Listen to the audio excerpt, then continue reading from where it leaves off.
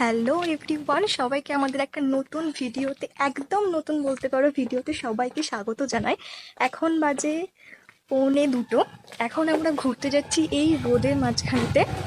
কোথায় যাচ্ছি সেটা তোমরা পুরো ভিডিওটা দেখতে পারলে সেটা বুঝতে পারবে, আর সারাদিন কী করছি না করছি সেটাও তোমরা এই পুরো ভিডিওটা দেখতে পারলে তবে বুঝতে পারবে।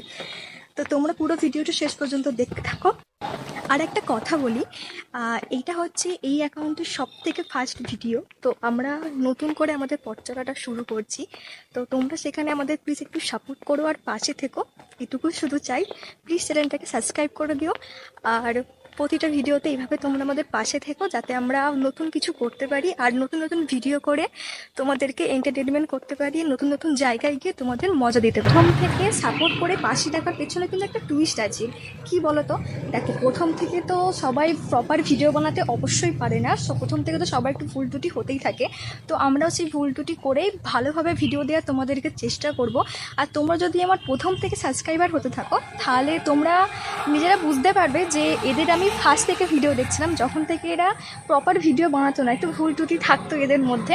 তো সেইগুলোকে মিটিয়ে এরা এখন ভালোভাবে ভিডিও বানাচ্ছে। তো আমি এখান থেকে এখন টোটোই করে যাব বাগনান স্টেশন, আর রাহুল ওখানে অটোই করে বাগনান স্টেশনে আছে। তো বাগনান স্টেশনে একেবারে মিস করে আমরা চার করে ঘুরতে যাব। তো তোমরা পুরো ভিডিওটা শেষ পর্যন্ত দেখতে পাবে। আর আজকের ওয়েদারটাও বেশ সুন্দর, কিন্তু প্রচণ্ড রোদ। এই দেখো, মেঘলা ওয়েদারটা কিন্তু খুব সুন্দর, আকাশের মেঘগুলো দেখতে কিন্তু দারুণ লাগছে। কিন্তু বলে কি হবে, প্রচণ্ড পরিমাণ। দেখতে দেখতে কিন্তু আমি বাগনানে পৌঁছে গেলাম। এবার আমি গাড়ি থেকে নেমে যাচ্ছি এখন স্টেশনের দিকে, আর রাহুল তো আগে থেকেই টিকিট কেটে আমার জন্য ওয়েট করছে।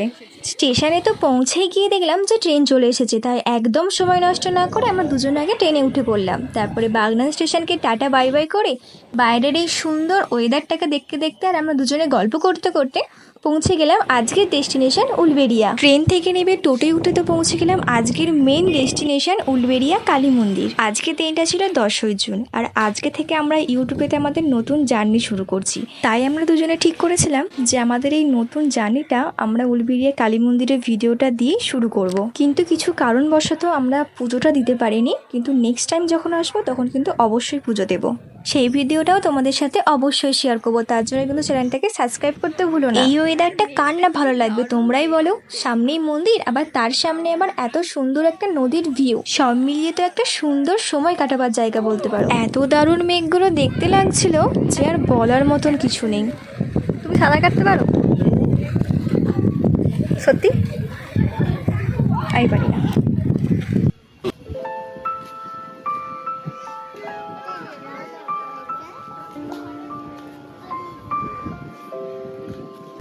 মেয়েরা সারা জীবনই চায় একটা কেয়ারিং হাজবেন্ড বলতে পারো। আর সেখানে এই দুটো কাপালকে দেখছো, কত সুন্দর লাগছে না দেখতে। আমরা দুজনে এখানে বসে বসে ওনাদেরকেই দেখছিলাম। একটা বিশাল বড় জাহাজ এতটা স্পিডে গেছে যে ওখানে সামনে যতজন মানুষ বসেছিল তাদের হাফ জামা কাপড় ভিজিয়ে দিয়ে গেছে, এতটা পরিমাণে ঢেউ দিয়েছে। আর আজকে এমনিতেই নদীতে জোয়ার আছে। জাহাজটা চলে যাওয়ার পরেও দেখো নদীতে কতটা ঢেউ দিচ্ছে, তোমরা একবার দেখো।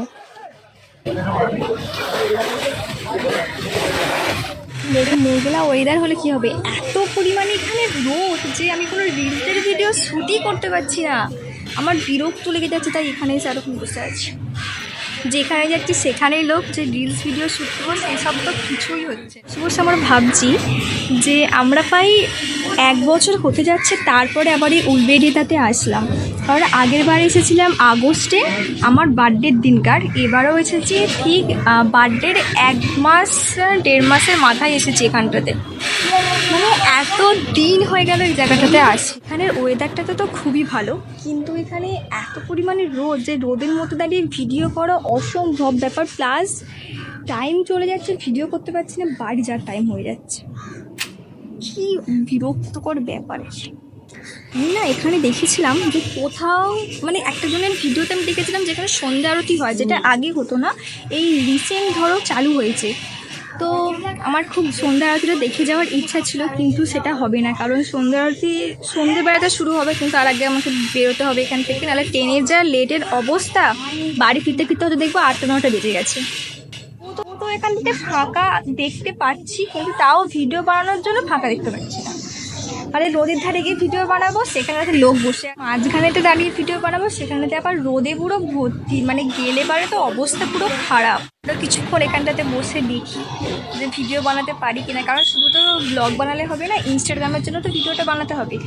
আর তোমরা যদি আমার ইনস্টাগ্রামের ভিডিও দেখতে চাও তো তোমরা ইনস্টাগ্রামে গিয়ে সার্চ করো রাহুল ফর স্নেহা, তো সেটা তোমাকে দেখতে পাবে, বা আমি কোথাও এখানে সাইডে অ্যাটাচ করে দেবো, তো তোমার সেখানে গিয়ে অবশ্যই ফলো করতে ভুলো না।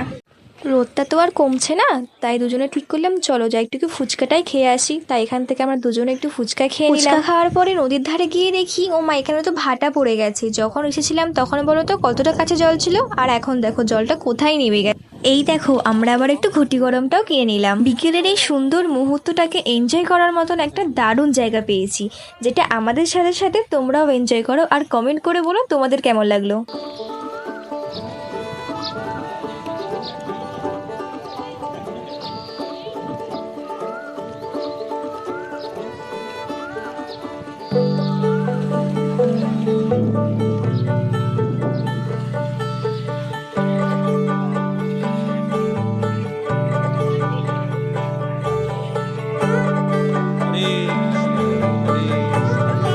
আমরা যখন গিয়েছিলাম তখন কতই না ফাঁকা ছিল, আর এখন দেখো সন্ধে হতে কত মানুষই না সময় কাটানোর জন্য এসেছে। বাড়ি ফেরার সময় আমি আবার একটু ঘুগনিও কিনে নিলাম। দেখতে দেখতে সন্ধ্যা তো হয়ে গেল, তাই এবার ঠাকুর প্রণাম করে